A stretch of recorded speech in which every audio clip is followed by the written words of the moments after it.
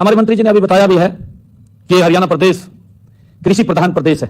कृषि से आय इतनी होती है, परंतु उससे विकसित नहीं हम कर सकते। विकसित अगर होगा तो इसी औद्योगिक क्षेत्र से ही हम विकसित हरियाणा या विकसित भारत की हम कल्पना कर सकते हैं। परंतु साथियों, हमें दोनों तरफ बराबर सोचना पड़ेगा। हमारे जहां इंडस्ट्रीज आती है वहां हमें कृषि की भी आवश्यकता है। हमारे पास क्योंकि अनाज है, अनाज भी देश के लोगों का विदेश के अंदर भी कितना एक्सपोर्ट होता है, पेट भरने का काम हमारा किसान करता है। दोनों का तालमेल वो सही रहे, उसके लिए भी सरकार समय समय पर चिंता करती रहती है। आपके सुझावों के आधार पर कई महत्वपूर्ण निर्णय लिए गए। अनधिकृत आवासीय कॉलोनियों के नियमितीकरण की प्रक्रिया को भी हम गति से बढ़ा रहे हैं। साथ ही इससे उद्योगों में कार्यरत हमारे श्रमिक और कर्मचारियों को सुरक्षित और सम्मानजनक आवास मिल सके, इसके लिए हम गति से काम कर रहे हैं। अभी भी आप लोगों ने कुछ सुझाव इसके अंदर दिए हैं।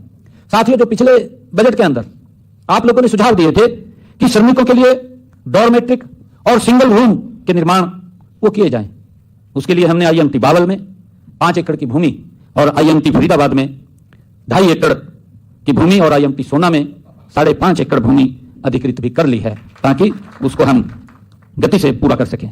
साथियों, इसी प्रकार पद्मा नीति के अंतर्गत हमने 10 में से 7 परियोजनाओं को अनुमोदन उसका मिल चुका है।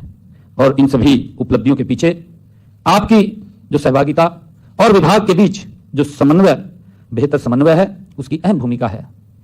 कुछ और जो सुझाव भी आए थे, हमने देश का सबसे बड़ा होलसेल मार्केट हम राई सोनीपत के अंदर खड़ा कर रहे हैं।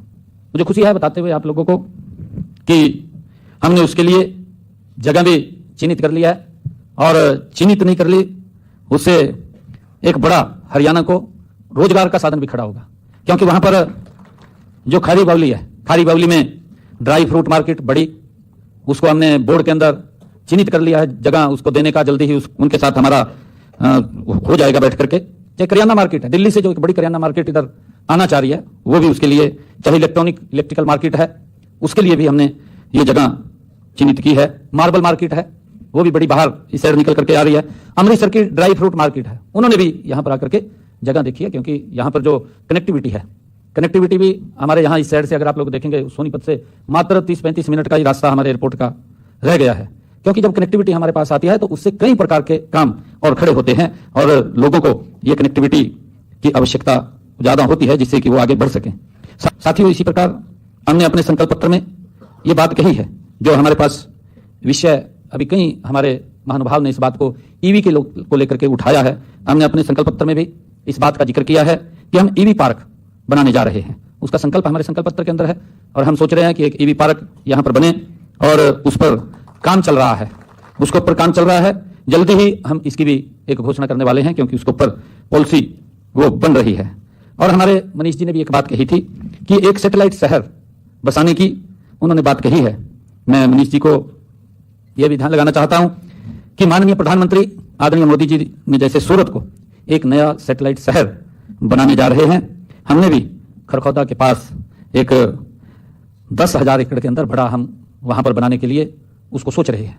कि हमारा जो ये एरिया है इधर पंचग्राम की हमने पीछे बात किया था, उसके अंदर हम एक अच्छा शहर वो इसके साथ बसे, उसके लिए हम काम कर रहे हैं।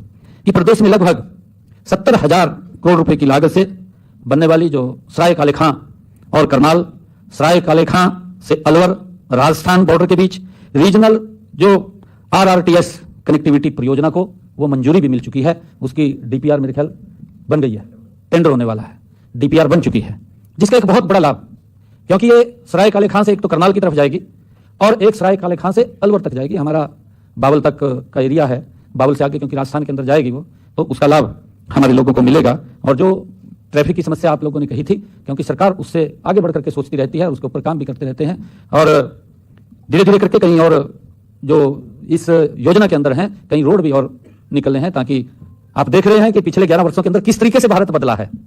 ये इतना बड़ा बदलाव ये गति से नरेंद्र मोदी जी के नेतृत्व के अंदर आया, देश बदला है। और हमने हरियाणा में इंडस्ट्रियल जोन और मास्टर प्लान में ऑटो CLU की नीति को मंजूरी दिया है, जिसका जिक्र भी किया है, खुल्लर साहब ने बताया था, जो आपके पास ये बात आई थी। और हमने जो रेवाड़ी में जो निजी क्षेत्र में मेडिकल कॉलेज की LOI भी जारी कर दी है, जल्द ही इसका निर्माण कार्य भी वो शुरू हो जाएगा। और साथियों, मुझे ये बड़ी खुशी भी है आप लोगों के बीच में बताते हुए कि हम लगातार जहां तक कन्वेंशन सेंटर्स की बात आपने की है, मैं इसके लिए भी बताना चाहूँगा कि HSIDC द्वारा मानेसर में ज़मीन की हमने पहचान भी कर ली है ताकि वहाँ एक अच्छा कन्वेंशन सेंटर वो बने। और हमने SDM कार्यालय बावल में लेबर कोर्ट के लिए जगह का भी चुनाव कर लिया है। इसके रेनोवेशन के लिए हमने 26 लाख रुपए की राशि B&R को भी जारी कर दी है। साथियों, मैं 2 अनुरोध आप लोगों से करना चाहूँगा कि अगले 8-10 दिनों में जो आप और भी सुझाव दे सकें तो सुझाव हमें दें।